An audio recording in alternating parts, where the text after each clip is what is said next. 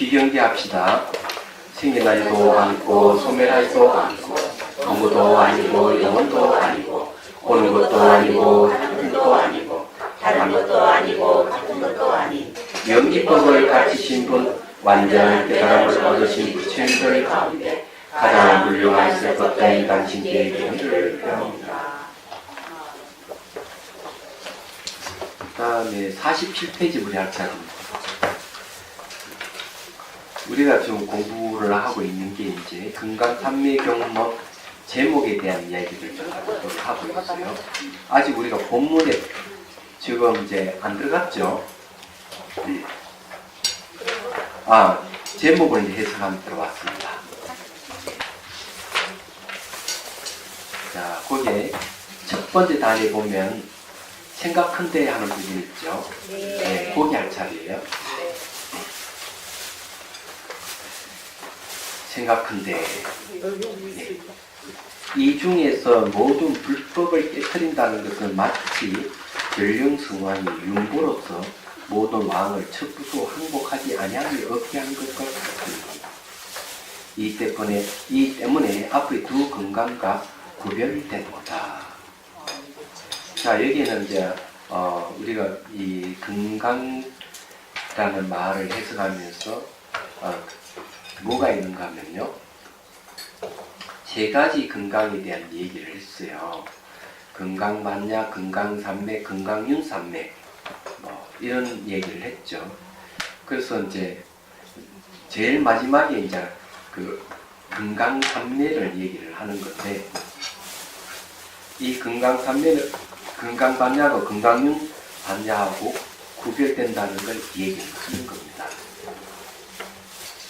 그래서 여기서 얘기하는 게 이제 왕들을 첩부수 항복받지 아니함이 없게 한다 했어요.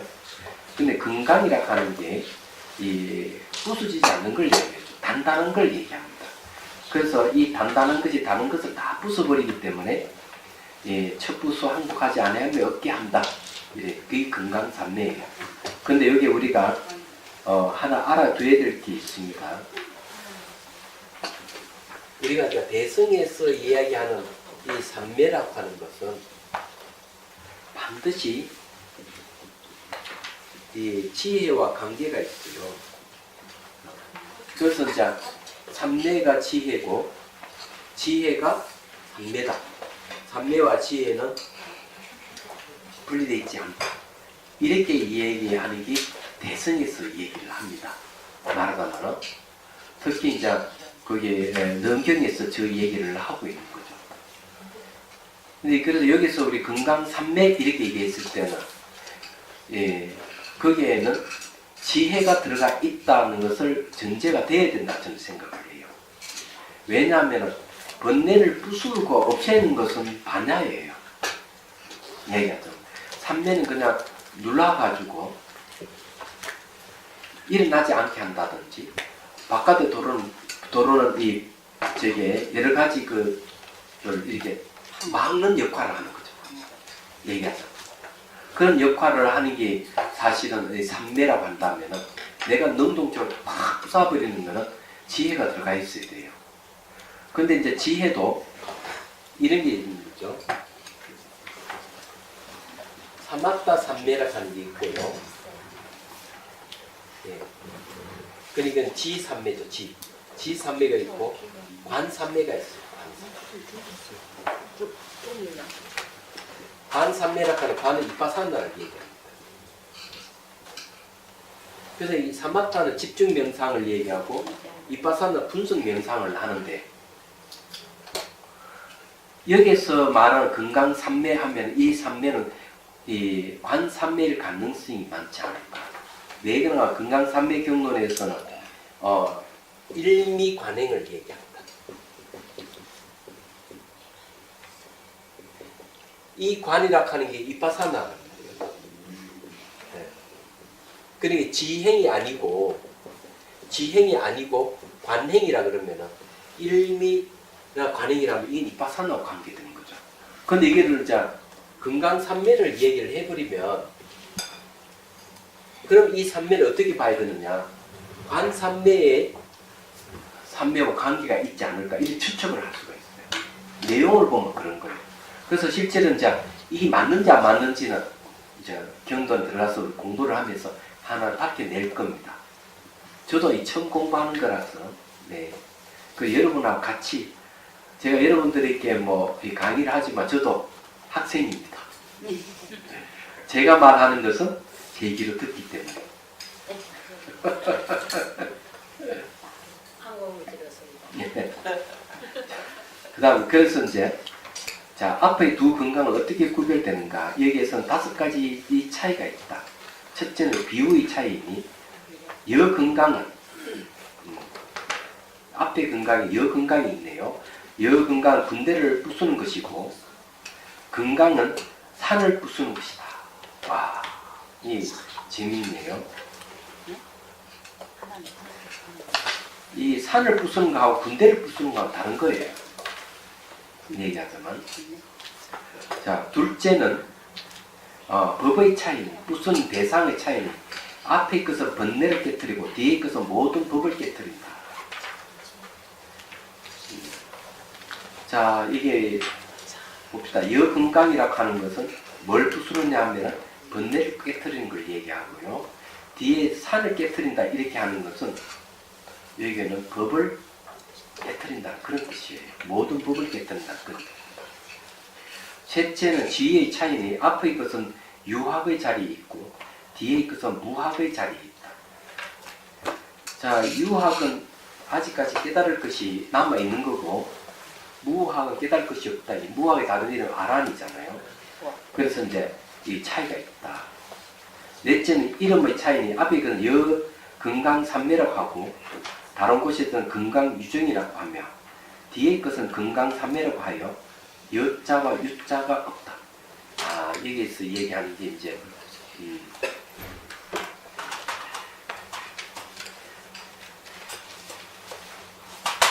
지금 이제 이야기하는 게 건강반야라든지 건강산매를 얘기하는 게 아니라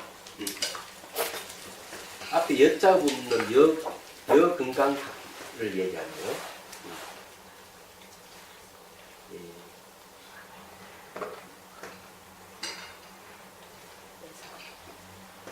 이랬으나 여 건강하고 여 건강산매.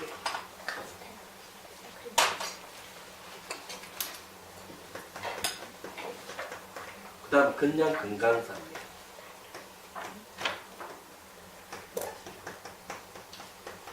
이 각자 이거 맞아요? 몇살 초? 아니 매산 몇살? 여기 있어야 됩니까? 요거 참 어렵네. 자, 이 여자가 붙어 있는 거는 요거는 건강유정이라 그랬습니다. 네.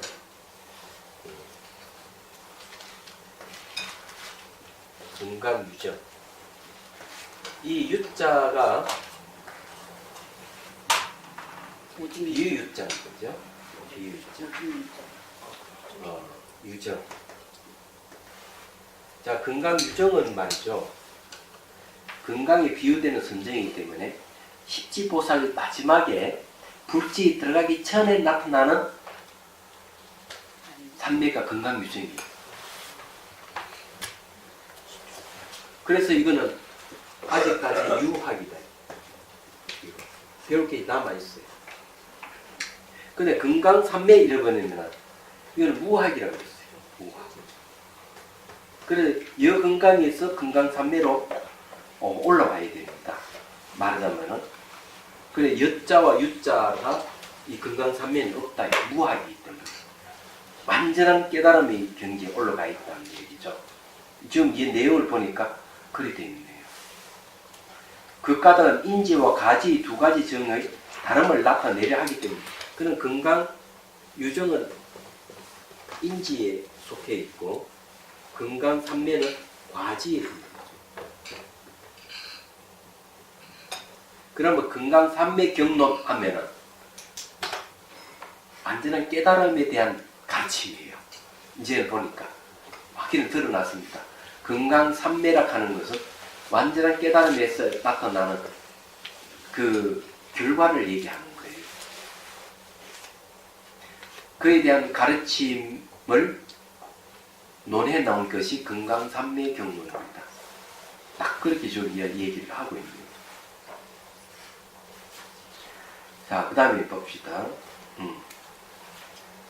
인지에는 원인 인자 씁니다. 땅지자. 인지에는 공령이 있으나, 공령은 작용입니다. 능력, 힘 이런 거죠. 그런 게 있으나 과지, 결과의 땅에는 공령이 없어 들고 또 들어서 무예까지 이르렀기 때문이다. 네, 함이 없는 데까지 갔다.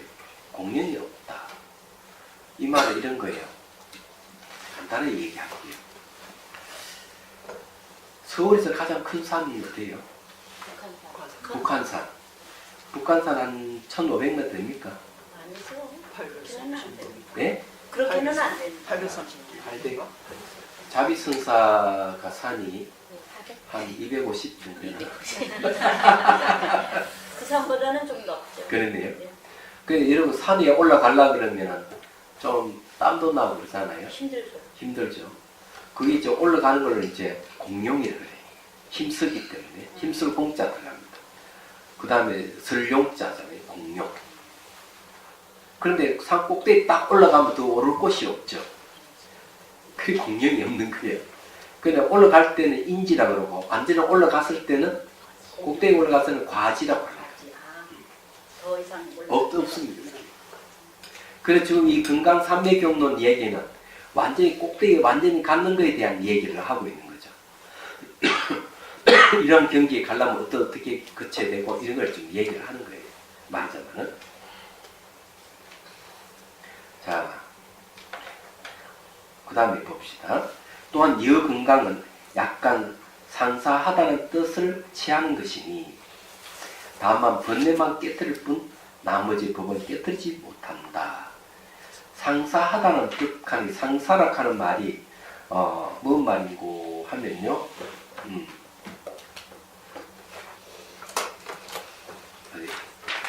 본문을 봐야죠. 그죠?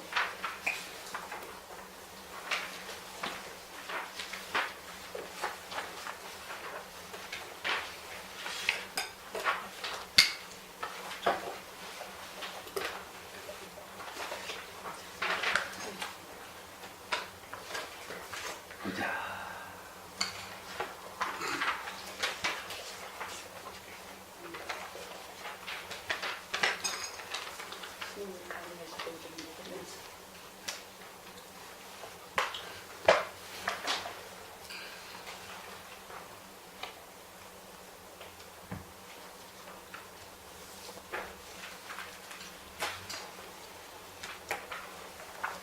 상사라 하는 건 문착행이 어디 갔노?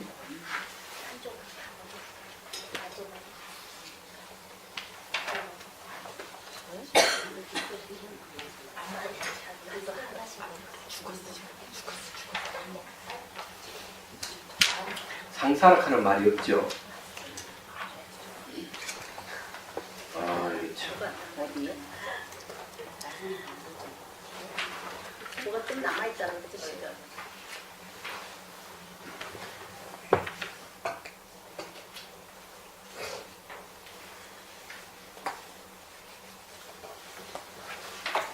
분명히 여기 어디 있지 싶은데. 거자불교 유학위 금강산내 적중설.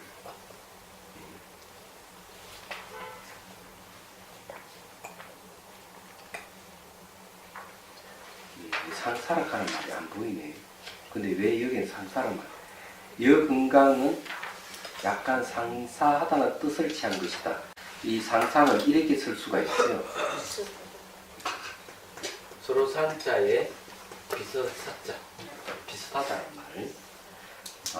다만 번뇌만을 깨뜨릴 뿐 나머지 법은 깨뜨리지 못한다. 그러나 금강이라고 하는 것은 온전히 똑같음을 나타낸 것이니 금강의 날카로움이 모든 물체를 깨뜨리고 깨뜨리지 못함이 없는 것처럼 이 삼매의 작용도 그리하여 일체의 모든 법을 또한 깨뜨리지 못함이 없음을 알아야 할 것이다. 예. 그러면은 이제 그게 깨트린다 하면 애리하다 네, 이런 말인데 상사가 있네요.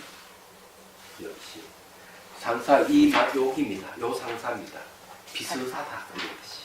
그러니까 건강하고 비슷하다. 네, 약간 비슷하다. 사이병. 수분각 상사가 갈 예? 때, 수분각 상사가 갈 때 그 상사하고 똑같은데. 그 상사각은 아닌데 그 여건강은 건강 유정에서 이 완전히 불지에 올라가기 직전에 있는 거거든요. 그래서 여건강이라고 하는 상사를 얘기하는 건 불지와 비슷하다. 건강 삼위와 비슷하다 이런 뜻이에요. 여기서. 자, 그 다음에 이제 봅시다. 다섯째는 교설의 다름이니 유하기의 건강삼매는 곧 건강삼매 본성 청정 부정 불감경에서 말한 것이고 무하기 완전한 깨달음이죠. 무하기의 건강삼매는 지금 이 경중에서 말하는 것이 이것이다. 재미있네요. 그러니까 여기 건강삼매라 하는 것이 유하 아주 배움이 남아있는 지위에서의 건강삼매가 있고 배움이 완전히 있는 완벽한 상태의 지위에 있는 건강삼매도 있다는 거죠. 그래서 이 건강삼매 경론에서의 바로 무하기의 건강삼매다 이렇게 얘기하는 겁니다.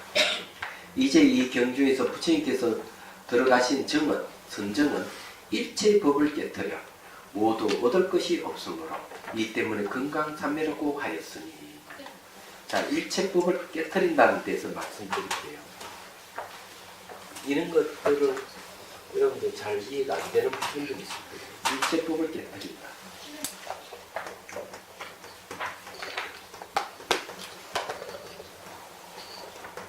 그래 일체법 깨뜨리면 어디로 들어간다고 돼 있죠.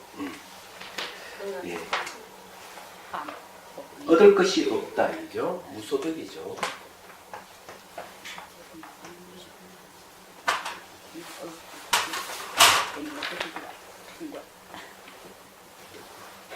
이 무소득은요 얻을 바가 없다 하는 것은 공성이 다른 일입니다.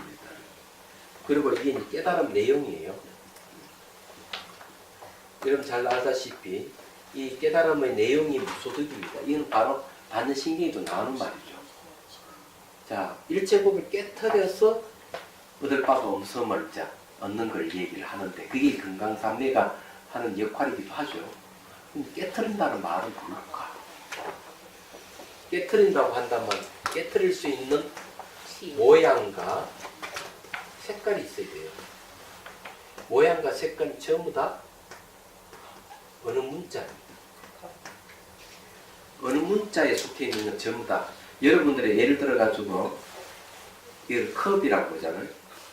컵 하면은 컵이라는 이름이 들어가고 모양이 있고 색깔이 있습니다. 그렇죠. 그래서 이것을 우리가 보면 그냥 보면 우리가 있다고 이제 보는 건데 과학적으로 이제 우리 보면 이건 있지 존재하는 게 아니에요. 과학에서 얘기하는 건 뭐냐면은 모든 걸 파장으로 이루어진 세계이기 때문에 파장은 모양도 없고 색깔도 없어요. 그때 얘기했지만 우리는 이 파장이 눈을 돌을 때 모양과 색깔로 나타나는 것이죠. 그럼 우리가 이것을 내 밖에 따로 있다고 하는 건 다 착각이에요. 내 마음이 이 파장을 덮어 씌워가지고 모양과 색깔로 나타나게 한 거죠. 결국 마음이 주인입니다. 얘기하자면. 모양과 색깔이 나타날 때는 거기에는 언어가 존재하는 거죠. 근데 이거는 이제 유식학적인 입장에서 얘기하는 거고, 그러면 이제 공간학파에서 얘기하는 대로 하자면 이렇게 얘기됩니다. 이 제일 위에 뭐가 있는가 하면 어느 문자가 있어요. 어느 문자가 있다 하는 거는 모양이 있다는 거죠. 모양과 색깔이 있다는 거죠. 모양과 색깔이 있는 것은 인연하합이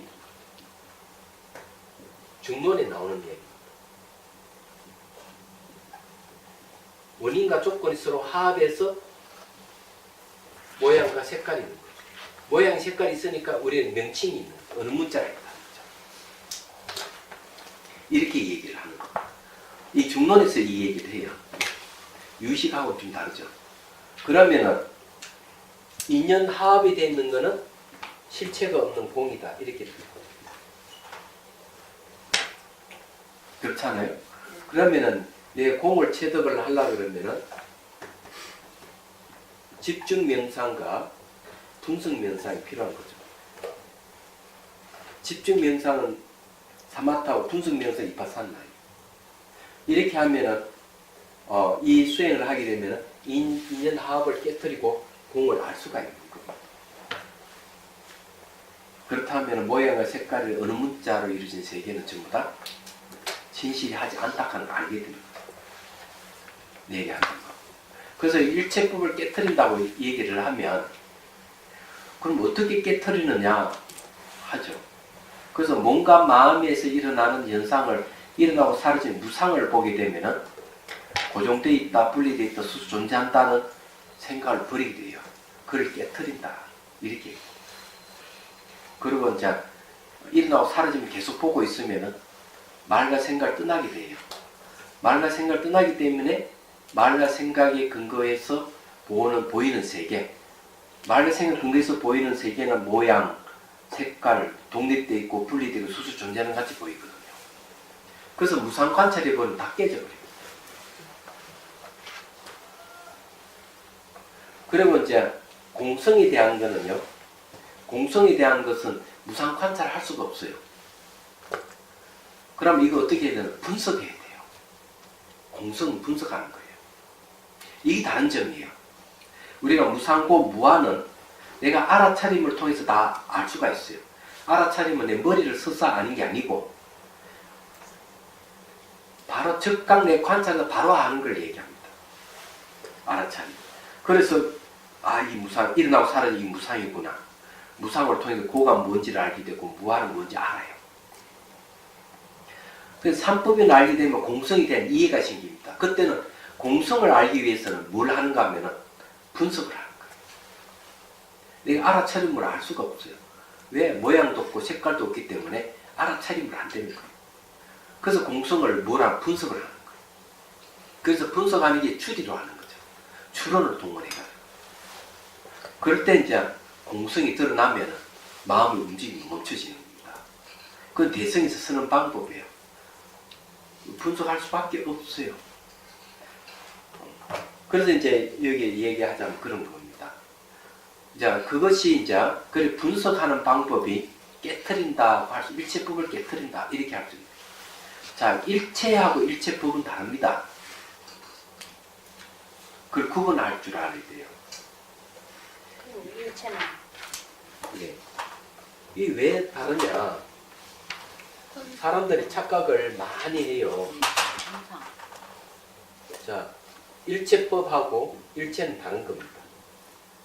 자, 일체력 하는 거는 간단하게 얘기하면은 주관과 객관이 서로 상대하면은 하고 나타나는 것이 일체예요. 객관이 상대하는 근데 일체법 하면은 어떤가 하면은 주객이 상대에서 계속 생성되는 게 있습니다. 생성 소멸하는 것이 다 합하면 일체법이 되는 거예요. 자, 예를 들어서 이 얘기하죠. 눈과 눈의 대상이 딱 만난 상태는 일체야. 눈과 눈의 대상이 만나가지고 시각이 일어나잖아요. 시각이 일어나가 시각이 다시 눈을 통해서 사물을 인식하게 되죠. 그럼 이건 일체법이 되는 거예요. 이 법이라고 말을 써버리면 생성 소멸을 얘기를 하는 거예요. 고정되어 있는 게 아니에요. 얘기하자면 주객이 상대에서 계속 시각, 청각, 후각, 미각, 촉각이 일어나고 이런 감각을 통해 또 사물을 인식하고 끊임없이 역동적으로 흘러가는 거죠. 이 모든 존재 삶이 흘러가는 거죠. 그래서 모두 다 통틀었어. 그걸 일체법이라는 거예요. 정신현상이고 물질세상은 다 통틀어서 일체법이에요. 그런 것을 이제 우리는 언어라든지 생각을 통해서 일체법을 인식하기 때문에 이런 걸 깨트리려면은 어떻게 해야 되느냐. 그때 이제 집중명상과 분석명상이 필요한 거예요. 얘기하자면. 그래서 이제 우리가 수행해서 얻은 완벽한 결과가 건강삼매야. 여기서 말하는. 그래서 건강삼매는 역설적으로 일체법을 깨트린다 이런 말을 하는 거예요. 그래서 금강삼배를 성취하고 있으면 어떤 번뇌도 어떤 법도 다 깨트릴 수가 있는 거예요. 그래야만 중생구제가 가능하죠. 걸림 없이 행복할 수 있는 거예요. 이 얘기가 그런 얘기예요. 자, 그 다음에 이는 육종석 중에 지엽석이고, 비유를 가지고 이름하는 것은 인근석이며, 석자는 저기 뭐야 해석하는 거죠. 육종을 해석하는 거, 지엽으로 해석하는 거 이런 거예요. 그 다음에 비유를 가지고 이름한 것은 인근석이며, 곧 이름으로 이 경에 제목을 붙인 것은 의주석이니, 선적 삼매죠. 정이 삼매입니다. 삼매가 주가 되기 때문이다. 금강삼매는 그 주가 삼매예요. 이 좀 특이한 거네요. 육종석이라 하는 게 이제 무엇인지를 우리가 이해를 하려면 53페이지 보십시오. 육종석이 나옵니다. 6가지 종류로 해석하는 겁니다. 육합석이라고 말하는, 이것은 또한 육리합석, 육석이라고 한다. 법무의 복합사를 해석한 6가지 방법을 들어간다. 그 작법을 먼저 복합사를 분리하여 해석하고 다음에 그 뜻을 종합적으로 해석한다. 산스크리트 문법에 근원을 둔 것이지만 중국에 전입한 후 내용에 다소 변화가 있다. 의주석은 이제 의지처, 그러니까 주를 의지해가지고 해석한다는 뜻이네요. 의사석, 숙주석, 적사석이라고도 한다. 복합사 중에 앞에서 절의 말은 명사하고 같은 것으로 보며 뒷절의 말에 대하여 격, 산스크리트 문법 하나로 8가지 격이 있다네요. 격의 관계를 가지는 것. 예컨대 산사는 산에 있는 절이라는 뜻이고 왕신은 왕의 신하는 뜻을 가진다. 이때 앞절의 말은 어격, 뒤절의 말은 속격, 소유격이라는 거죠. 된다. 이상의 협의의 의주석이다. 강의로는 지엽석과 대주석을 포함하니 곧 대개 앞절의 말에 의지하여 뒷절의 말을 제한하는 복합설은 모두 의주석이라고 한다. 그러니까 결국 그 주를 의지해서 해석한다 이 말이죠. 상이석이라는 겁니다. 서로 어긋나는 것을 해석하는 것. 2개 이상의 명사가 대등한 관계를 가지고 있어서 독립해서 열거할 수 있는 것을 예를 들면 산천 초목은 산, 천, 초, 목으로 할 수 있다. 지엽석은 뭔가 이제 업을 가지고 해석하는 거네요. 동의석이라고도 한다. 앞절의 말이 뒷절의 말에 대하여 형용사, 부사 혹은 동격 명사의 관계를 가지는 것. 따라서 뒷절의 말은 항상 명사 혹은 형용사가 된다. 예를 들어 고산은 매우 높은 산이라는 뜻이며 극원은 매우 멀다의 뜻이다. 그 다음에 대주석이라는 게 있네요. 대수석, 수를 대하여 띄고 해석한다는데 앞절의 말은 수사로서 치압의 뜻을 가진 삼계, 석삼자들이 있으니 삼계, 사방은 네 글자가 있으니 사방 등과 같은 것 이상의 4가지 해석은 명사 위의 복합사의 해석법이다. 그 다음 인거석이라는 게 있네요. 가까이 이끄는 해석, 이는 불변사에 해당하며 부사의 복합사이다. 즉 앞절의 말이나 부사, 관계사 등 불변화사이고 뒷절의 말은 명사인 일종의 복합사를 뜻한다. 예컨대 여법은 여법, 종법의 뜻인 것과 같다. 그러나 중국에서의 인근석에 대한 해석은 법의 본래 뜻과 달리 가까운 것을 따라 이름을 세우는 것을 인근석이라고 하니 예를 들어 사념처는 해를 채로 하나 그 뜻이 염과 금조합으로 염체라고 하는 것과 같은 경우이다. 그러니까 이제 가까운 것을 끄집어내서 해를 채로 하는데도 불구하고 염철을 해가지고 그걸 이야기하네요. 유재석, 다재석이라고 한다. 즉 복합사가 형용사의 작용을 가진 것. 위에 5항목의 복합사는 형용사로 쓰일 때는 유의속으로 해석할 수 있다. 긴 소매를 지엽석을 그런 식으로 얘기하네요. 이게 이제 추라는 뜻인가요? 장삼, 긴 소매 그런 뜻 아니에요? 또 서로 해석할 수 있다. 예, 그런 걸 해석하는 방법 6종류가 이런 게 있다. 이렇게 얘기했네요. 앞으로 이거는 그냥 쓱 넘어가도 되겠습니다. 이런 말들은. 그렇죠? 자, 넘어갑니다. 54페이지로 오십시오. 삼매를 해석한. 삼매에 대해서 우리 공부를 좀 해봅시다. 보통 이제 보조국사께서는 삼매를 얘기할 때 두 종류를 얘기합니다. 상을 따르는 삼매가 있고 체 자체가 삼매인 경우가 있어요. 그러면 상을 따른다 하는 모양을 따라서 삼매를 뜻하고 본체 자체가 삼매라는 뜻이 있다는 거죠. 이 두 가지를 얘기를 하고 있어요. 그럼 여기에서는 삼매를 어떻게 해석하느냐? 삼매는 고요하다는 뜻이에요. 마음의 고요함을 삼매라고 해요. 독서 삼매 이러잖아요. 그럼 책에 몰입되어 있으면 독서 삼매예요. 탁구를 칠 때 탁구에 몰입하고 있으면 탁구 삼매죠. 그죠? 네. 그러니까 우리가 삼매란 말은 그런 데 쓰는 겁니다. 한 대상이 몰입되어 있을 때 마음이 고요해지는 거죠. 그런 걸 삼매라고 하는 거예요. 예를 들어서 이런 거예요. 이 삼매를 이제 내가 닦아서 체득됐다 이러면은 이 어떤 현상이 생길까? 이런 현상이 생깁니다. 누가 막 고함을 지르고 막 이렇게 하더라도 전혀 마음의 동요가 안 일어나는 거예요. 듣기 싫은 소리가 막 찌그러찌그러 있는 소리를 내도 전혀 마음의 동요가 없으면 이분은 삼매를 성취한 분이에요. 그래서 이제 되게 이렇게 얘기를 합니다. 어느 장군이 어느 지방에 딱 부임을 했더니만 그 지방 사람들이 자기 말을 안 들어. 그래서 살펴보니까 산 준턱에 절이 하나 있는데 조그만 절에 있는 그 스님을 지방 사람들 다 그 스님 말만 듣는 거야.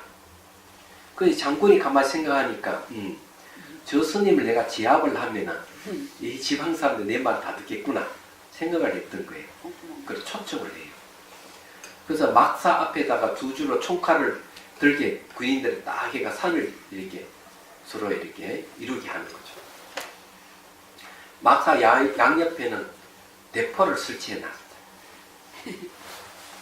그래가지고는 이제 스님이 이제 딱 하면은 이 총칼을 들고 있으면 얼마나 이합적이야. 근데 아무 시당 그거 지나가. 막사에 도착하니까 장군이 차를 대접을 하는 거지. 차를 팍 주니까 스님이 차를 받아서 입에 딱 대니까 대포 소리 쾅. 보통 놀랄 거야. 큰 소리 나면. 차창 떨어뜨리잖아. 근데 스님 태연의 차를 마시. 그래서 이 스님은 삼매를 성취하신 분이에요. 총칼이도 놀라지 않고 대포 소리도 놀라지 않는 거지. 스님이 차를 따라가 탁 장군한테 딱 주니까 장군의 차를 입술 대는 순간 갈! 하고 기합을 주니까 깜짝 놀라서 탁 떨어뜨리는 거예요. 이게 이 사람은 아예 수행이 안 된 사람이죠. 장군이 가지고. 이런 것을 자, 이 삼매에 대해서 설명하자면 그런 걸 얘기를 하는 거예요. 얘기하자면. 근데 보통 이제 뭐 음식 먹다가 깜짝 놀라 너무 맵다고 막 깜짝 놀라는 사람이 있어요. 네. 만약 수행하는 사람이 그렇다고 한다면은 이 삼매 성취가 안 되거든요. 아니 아무 소리도 없는데 이렇게 사람이 옆에 딱 있는 걸 느낄 때 깜짝 놀랐지. 그래. 네. 그런 사람의 마음이 근육이 없어요. 그러니까. 마음이 근육이 없기 때문에 얼마든지 그런 사람을 공략하면은 사기 칠 수가 있어요. 그렇구나. 말이 유혹돼가지고 보면 솔딱 넘어갈 수 있는 사람이에요. 그러니까. 애인한테만 넘어가는. 그래서 결국 마음의 움직임을 얘기하는 거예요. 네. 내가 마음에 동요가 없는 게 삼매라는 거예요. 라는 얘기하잖아요. 그러면 이제 우리가 일반적으로 이런 해석인데, 그럼 여기서 경전에서 이야기하는 삼매는 그럼 어떤 해석이 될까? 그걸 한번 보죠. 삼매를 해석한. 다음은 두 번째 삼매 이름을 해석한 것이다. 이 중에 두 가지가 있으니 먼저 해석하였고 나중에 구분하였다. N 논사가 말하기를 저 삼매라는 명칭은 번역하면 정사라고 한다. 정사유, 발언 사유를 얘기하는 거죠. 도대체 이 발언 사유를 왜 정사라 할까? 여러분들이 이 좀 의문이 좀 생길 거예요.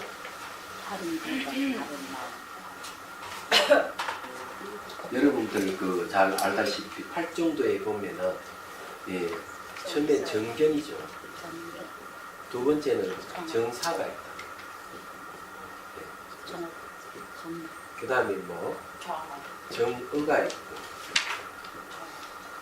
그다음 정명이 있고, 그죠? 또 뭐가 있고? 정명이 있고, 하나, 둘, 셋, 넷, 정사유. 정정진. 네? 정정진. 정정진. 정정이 있고, 뭐 하나 빠졌는지 정업이 빠졌구나. 정업. 정업이 빠졌어요. 하나, 둘, 그러면 총 8개 맞죠? 7개는 그러면 이렇게 할 때 정정진 빠졌어요. 요 정경과 정사는 해에 속합니다. 나중에 쓰려고 정정진. 지혜에 속합니다.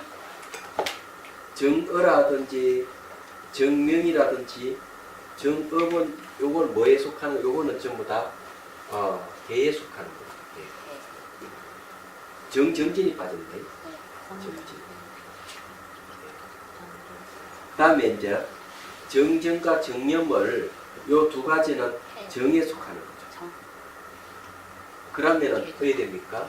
개정의 사막이잖아요. 그럼 정정진은 이 개정의 사막이 다 들어가는 겁니다. 이렇게 얘기하면, 그러면 우리가 정사 이러면은 해에 속하는데 여기는 돌련이 정이라고 했다. 아, 이게 무슨 말일까요? 이걸 우리 생각해 봐야 되는 내용이에요. 이야기하자면. 그래서 여기 이제 왜 정사는 지혜에 속하는데 왜 정이라 했을까? 근데 여기 저 삼매라 하는 명칭 이렇기 때문에 얘기합니다. 자, 그 이유를 한번 들어보죠. 저 삼매라는 명칭은 번역하면 정사라고 한다고 하였다. 이제 이 말을 기술하는 것은 그 글뜻에 해당하기 때문이니 정에 있을 때에 반연하는 경계에 대해 자세하고 바르게 생각하고 살피기 때문에 정사라고 한다. 이 말은 뭔가 하면 선생이 들었을 때 반연하는 경계에 대해 자세히 바르게 생각하고 살핀다. 이거는 해에 속합니다. 정사는 해가 맞아요. 해에 맞는데 여기에 정이라고 한 것은 선정에 의지해가지고 그 경계를 바르게 살피기 때문에 그 선정에 의지한 선정의 방점을 두기 때문에 저 삼매, 금강 삼매 할 때 삼매를 얘기하는 거예요. 얘기하죠. 정에 의지해가지고 경계를 살핀다. 아, 그런 게 이해가 되네요. 예, 얘기하자면요.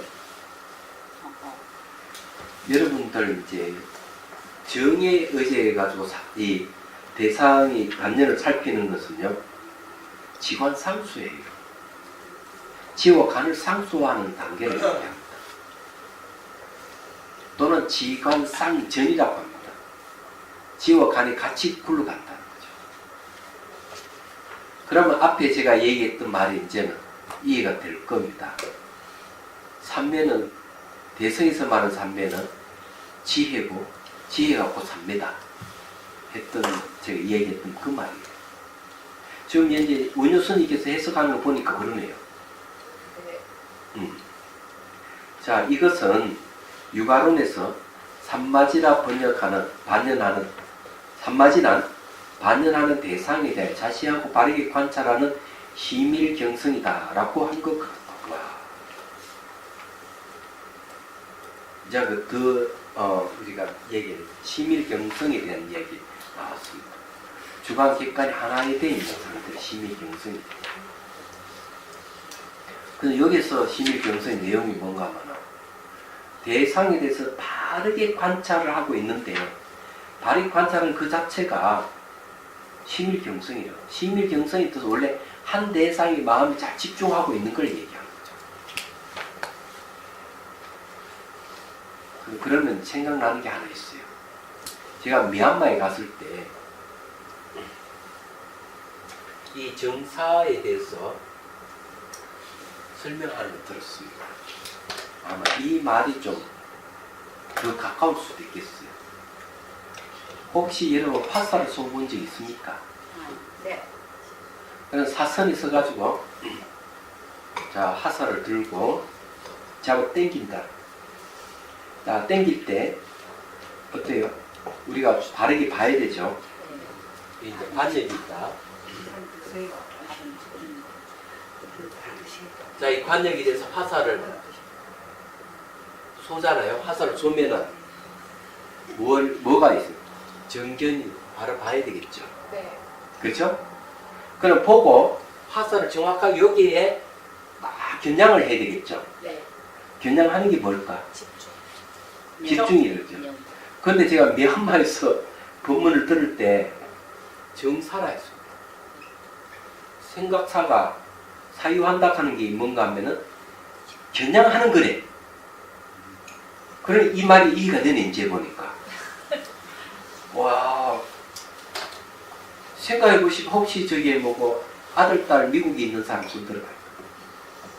군대에 있어요. 아 있군요. 군에 있어요? 네. 그러면 군의 아들을 싹 생각하면은 내 생각이 어디 가 있습니까? 아들한테 가 있잖아요. 군에 있는 아들. 미국에 있는 아들한테 가 있다.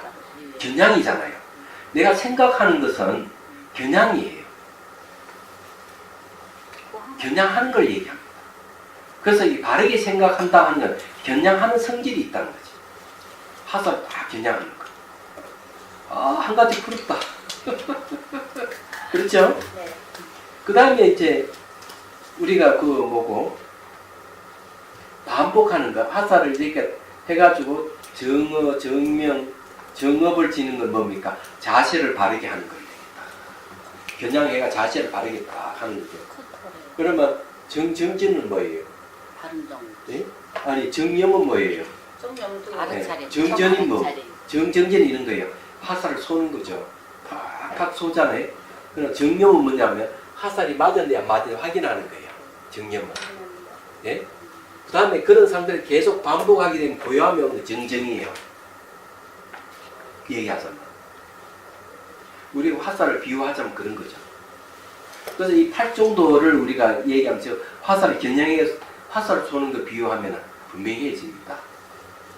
그런데 이건 비유일 뿐이지 정말 이 팔 정도를 실천한다고 화살 쏘고 총 쏘는 곤란해. 아이 그거는 당연하죠. 아이 스님께서 진옥 스님이 화살 막 쏘다가 새가 한 마리 쫙 날아가니까 자신 뭐 견둑이 되더라는 거예요. 옛날 얘기인데. 네.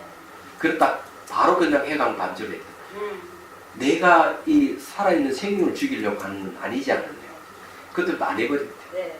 야, 훌륭한 분이 그런 겁니다. 맞아요. 왜냐면 자기가 잘 하니까. 그렇죠. 네. 그래 어쨌든 이 이야기하면 정사에 대해서 이름은 그래야만 이 심일경성이 됩니다.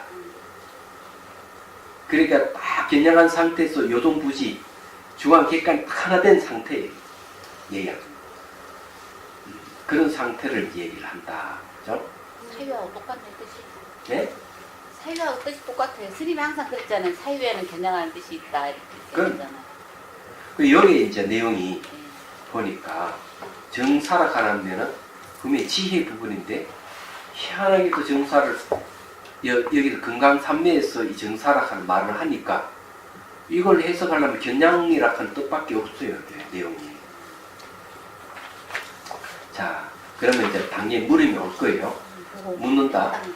정이란 고요함으로써 하나의 경계에 고요히 머무는 것인데 어째서 자세하고 바르게 생각하고 살핀다고 말하였으며 생각하고 살피는 작용은 심사인데 심사락하는 건 살필 심 자세하게 관찰을 사입니다.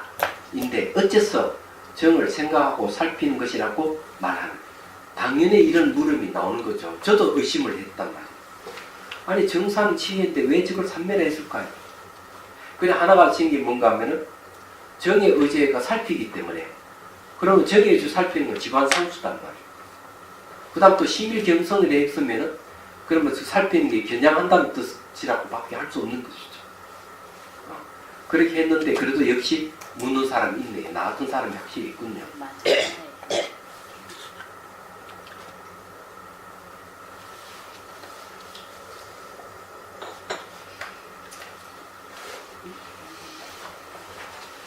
자, 대답한다. 만약 하나의 경계를 지키는 것을 곧 정의라고 한다면 혼침한 상태로 경계에 묻는 것도 곧 정의해야 할 것이며, 자, 혼침이 나오면 만약 바르게 생각하고 살피는 것을 심사라고 한다면 그런 해로 추구하는 것은 심사가 아니어야 할 것이다. 자, 심사라고 하는 것은 이제 살필 심, 살필 사입니다. 그런데 이걸 보통 이제 이 심사라고 하는 것은 이제 거칠게 사용하는 걸 심이라고 하고 아주 미시하게 살피는 걸 사라 그래요. 그 이런 걸 이제 비유를 들어서 어떻게 하는가 하면은 종 있잖아, 종. 종을 탁 치면은 종 막대기가 종을 딱 칠 때는 심이라 그래요. 그는 종소리 나면서 웅웅 하면서 이렇게 쭉 이렇게 여운이 남기는 건 사랑입니다. 비유를 그렇게 들어요. 얘기하자면. 근데 여기 대답하는 게 참 재밌어요. 왜냐하면은 하나의 경계에 지키는 게 정의라고 한다면, 그렇게만 한다면은 혼침 상태의 경계에 머무는 것도 정의라 해야 되지 않을까? 하고 반문하죠. 그러면 지혜를 얘기할 때도 얘기하면은 이 바르게 생각하고 살피는 것을 심사로 간다면은 예, 그런 해라 그랬어요. 이 그러다고 하는 것은 바른 해가 아니에요. 그런 해로 추구하는 것은 심사가 아니어야 할 것이다. 근데 그런 해도 심사거든요. 얘기하자면. 그러니까 그걸 악치라고 그러죠. 선지혜가 아닙니다. 그래, 그런 해로 추구하는 것은 심사가 아니어야 한다. 내가 이게 그 거칠게 사유하고 이게 세밀하게 사유하는 그 자체가 지금 해에 들어갑니다. 해. 그 사람이 반야 지혜를 얘기하는 게 아니고 일반적으로 저 사람이 지혜가 있다 이런 말을 쓸 때는 어떤 경우냐면은 사리 분별을 잘하는 사람을 얘기해요. 네, 사리 분별을 잘하는 사람을 해라고 얘기하고요. 말하는 것보다 똑 부러지게 말하는 사람 있잖아요. 그런 지혜가 있다 이렇게 얘기합니다. 그렇게 지혜 얘기하는데 지혜의 내용이 뭐냐 이렇게 했을 때는 다를 수가 있어요. 지혜의 내용을 무상이나 공이라 이렇게 하면 그때는 앞에다 반야 지혜라는 말을 씁니다. 반야라는 말을 씁니다. 반야도 지혜라는 말을 쓰지만 제 속의 지혜하고 구분하게 돼 있어요.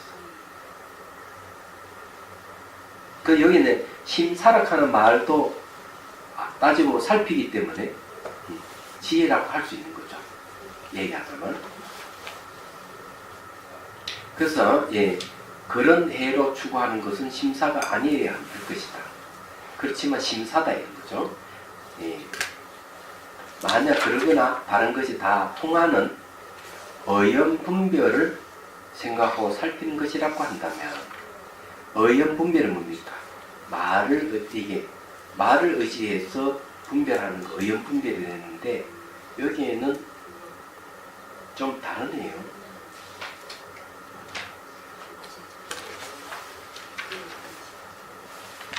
그거는 말이 아니라 뜻이잖아요. 아니 여기 이제 본문을 봐야죠.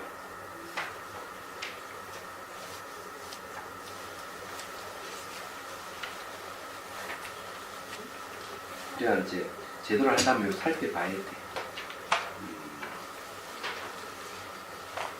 이 의연 분별을 하니까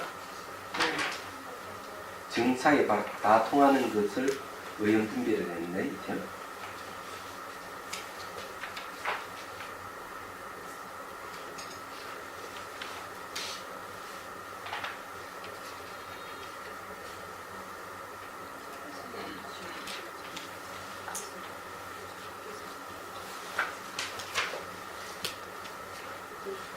예, 의연 분별을 하는 거. 예. 여섯 번째 예. 약통사. 나는 의지할 의자를 봤는데 어떻게 생각하기는 약통. 네, 보니까 의연분비를 맞군요. 자, 그러면은 이제 그러거나 바른 것이 다 통하는 것은 의연분별을 생각하고 살피는 것이라고 한다면 의언이라고 하는 것은 뜻입자에 말씀 언자가 있잖아요. 그래서 내 뜻과 언어로서 분별하는 걸 얘기합니다. 곧 이것은 심사로서 단만 분별하는 것이며 만일 오직 반연하는 경계를 자시하고 바르게 분명히 아는 것만을 바르게 생각하고 살피는 것이라고 한다면 바르다는 것은 정의 작용이니 심사가 아니다. 근데 여기서 이제 얘기하는 게 뭘 얘기하는 거는 첫째는 정의라 하는 것을 얘기합니다. 그 무엇을 정의라 하느냐 하니까 고요하기만 한 대상에 머무는 것만 다 정의라고 한다면 곤란하다. 혼침한 상태도 경의에 머무는 것도 정의해야 되지 않느냐 이런 거예요. 이건 아주 중요한 말인데 사람들은 이렇게 비몽사몽하면서 고요함이 있는 것도 선정이라고 생각하는 사람이 있어요. 그건 정의 아닙니다. 예. 그 여기 거의 혼침한 상태로 경계에 머무는 것 이렇게 돼 있어요. 근데 실제로 그 있습니다. 내가 경험해 봤기 때문에 그래요. 이 비몽사몽이면서도 고요함이 있어요. 근데 그건 선정이 아닌 건 분명해요. 근데 실제적으로는 이제 선정에서 의식이 깨 있습니다. 성성하게 깨 있고 새끼에서 제4선정이 가면은 신광이란 말이 있습니다. 새끼 제4선정에 가면은 마음이 확 옛날같이 밝아지는 거예요. 미묘하다고 했습니다. 영경이 보면. 그 여러분들이 저기 집에 이제 수행을 하고 불 끄고 잘라 불을 탁 껐는데 깜깜한데도 앞에 훤하게 이렇게 보이는 분 계세요? 그런 경험해 본 분 있네. 그러면은 그것이 심강입니다. 눈을 감아놨더니 앞에 훤한 거예요. 방은 깜깜한데. 그래서 능경에서 뭔가 하면은 심강이 아주 밝아지면 어둠을 싹 몰아내고 실제 사물을 본다. 이렇게. 그래서 수행하는 사람이 그런 게 이제 경험이 있다. 이렇게. 깜깜한 방에도 이렇게 눈을 감아놨다가 관계없이 훤하다면은 이 마음의 빛이라고 생각하면 됩니다. 명상할 때 이렇게 저녁물처럼 그랬어요. 그 명상을 하고 난 뒤에 이제 잠잘라고 불을 탁 껐는데 그거 아니고 명상할 때 저녁 명상할 때 이렇게 보이는 거 명상 속에서 보이는 거는 니미따라 그래요.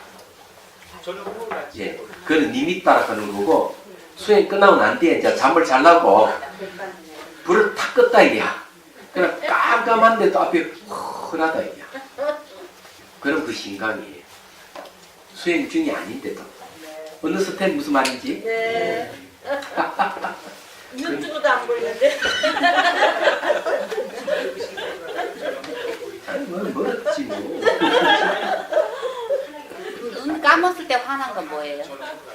그래 수행하지 않는데도 눈을 감거나 뜨나 같이 화내야 돼. 근데 눈을 감는데 너무 화나가지고 눈을 뜨는 경우가 그런 있거든요. 니미따야 니미따. 눈 감은 사람이 존경스러워. 그러면 자기수관을 하면 이제 팥죽이 쫙 흘러 이렇게 퍼지듯이 그렇게 되는 거예요. 팥죽이 흘리듯이. 뭐가 퍼지듯이 팥죽이 조금 이렇게 흘러내듯이 몸이 그래서 줄 흘러내린단 말이지. 녹아내리는 거네. 몸에서 녹아내리는 거. 그건 무상을 보여주는 거거든. 그걸 조금만 하면 몸이 다 사라지겠는 거거든. 중요한 거는 그 팥죽 흘러내리듯이 이렇게 갈라지고 내릴 때 그것이 지나간 건 돌아오지 않는 걸 봐야 돼요. 일어나고 사라지면 봐야 돼요. 그러면은 이제 그 지혜가 생기는 거예요. 몸 다 사라지고 난 다음에 관찰하기 어렵거든요. 그때는 감각을 관찰해야 되는데 감각이 미시하기 때문에 빨리 유상을 보시오. 몸 다 사라지고 난 다음에 감각 관찰할 때 졸기 십상이에요. 그래서 몸 사라질 때 사라지는 것만 보여요 그때는. 그럴 때 사라지는 거 돌아오지 않는 걸 확인하는 게 아주 중요해요. 그러니까 훈련이 잘 되면 몸 다 사라지고 난 다음에도 감각도 그렇게 관찰할 수 있거든요. 그럼 졸리질 않는 거예요 그게. 얘기하자면 조금만 하면 몸 다 사라지겠구나. 신기한 예? 병선하다가요 가슴에 빛이 나다고 온몸에 딱 빛이 나는 적이 있어요. 그건 내 니미타. 님이 따라가요. 니미타라는 건 수행 현상을 얘기하거든. 빛같이 빛이라든 목과 손같이 나타나는 니미타를 해. 얘기하잖아. 수행경이 빛 나타나거든. 온몸이 막 이렇게 여기 껍질 터져가지고 온몸이 막 빛덩어리가 몸에 막 터져 나오는 경우도 있어. 그래 머리부터 발까지 빛으로 다 변하는 거예요. 그것도 니미타야. 근데 그건 깨달음하고 아무 관계가 없어. 왜요? 예. 그래서 이제 과정이잖아요. 예, 청전 도론에 그 얘기를 합니다. 그것은 이제 이빠사나를 장애하는 장애물이라는 거죠. 지혜를 장애한다는 거죠. 그런데도 사람들은 그런 게 생기면은 네. 자기가 도와 칼을 얻은 것 같이 착각을 한다. 그럼요. 네. 당연하지 않아요? 예. 아니, 잘 깨끗해요. 그건 지혜가 아니고 현상이죠. 예. 그냥 현상일 뿐이에요. 현상이. 예. 그런데 현상이 그 영원히 그 현상이 지속되지는 않거든요. 근데 또 예. 내지는 예, 지속이 안 됩니다. 근데 그걸 가지고 뭘 깨달음을 추구하는 사람이 있는데, 그래서 한 사람이 있어요. 계속 빛만 보고, 한 달이고 두 달이고 석 달이고 한 1년이고 계속 빛만 이야기하고, 예. 내가 이야기하면 그거 아니고, 예, 무상관절 제대로 하라고 계속 이야기해도 계속 빛만 얘기하는 사람이 있어요. 얼마나 멋있어요. 그래 그 사람은 한 번도 개선이 안 되는 거예요. 생활이 개선이 안 돼요. 지혜가 안 생기기 때문에 삶에 바뀌질 않는 거죠. 그런 걸 허상에 매여 있다 이래 보는 거죠. 네. 그래서 그 이빠사나 수행하면 10가지 이제 장애가 생기는데 그 장애 중에서 뭐가 생기는 빛이 나타나요. 예. 수행하면 무조건 앉아있으면 그 니미타 현상은 뭐예요? 어? 앉아있으면 무조건 니미타 현상이 겪는 거예요. 근데 사마타 수행에서 니미타가 나타날 때 어떻게 하는 파옥사야도는 그렇게 얘기합니다. 그게 니미타하고 이렇게 합의를 하라는 거지. 그러면 뭐 삼매에 든다. 네, 그런 말 들었는데 맞는지 안 맞는지 모르지만 청전 도로는 그런 얘기는 거다. 그게 좀 다른 질문.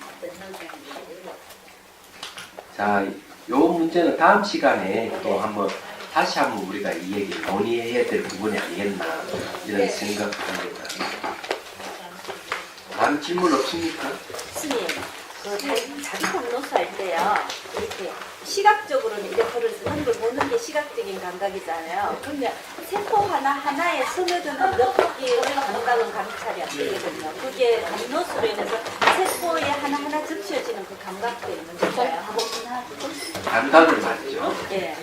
촉각으로 오는 감각이 있고 눈에 보이는 감각이 있고 그 시각이 보이는 소리 들리는 건 청각.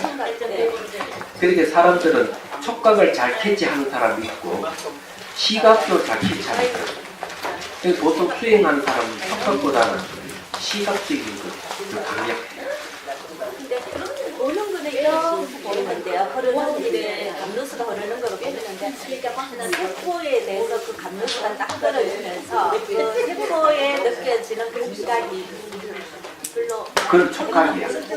느끼지는 거. 그래서 사람은 촉각을 잘 캐치하는 사람이 있고 시각이 잘 캐치되는 사람이 있고 보는 거는 보는데 근데 보는 것이 이제 시각적으로 보이는 거예요. 그럼 거기에는 촉각적인 보다는 시각적인 힘이 강하다는 거죠. 사람마다 다 이 성향이 달라요. 스님, 예. 쓸데없는 질문인데요. 이제 우리 그림 그리는 사람은 예. 굉장히 집중력이 높아요. 예. 왜냐면 이 석고 대상을 하고 그럴 때 각도며 크기며 이런 거를 정확하게 봐야 되기 때문에 굉장히 이렇게 옆에가지고 네. 거리를 잰다든가 뭐 이런데 굉장히 집중이 돼요. 근데 그거는 뭐 그게 필요하니까 그렇게 되는 거거든요. 근데 제가 어떤 이제 경우에 다 남자고 여자는 저 혼자였는데 총을 이렇게 권총을 쏘기를 하는데요. 이 자막에 이제 어떤 사건이 벌어지는 거예요. 근데 범인을 잡아야 되는데 반드시 범인이 총을 먼저 댄 후에 쏘아야 돼요. 네. 그런데 저는 여자인데도 딱 그걸 맞췄어요. 그 그러니까 집중력이- 다른 남자들이 깜짝 놀라는 거예요.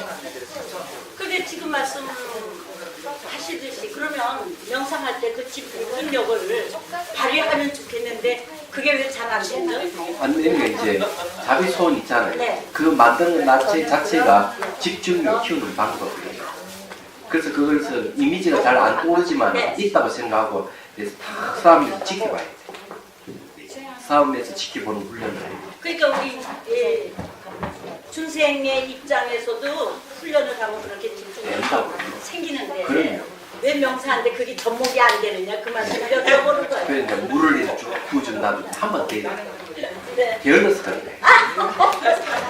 자, 수행 끝날 때 오늘 수행을 통해 얻은 공덕으로 번뇌가 사라진 마음의 힘이 나와 이웃의 기쁨과 평안한 마음으로 해양되기를 바랍니다.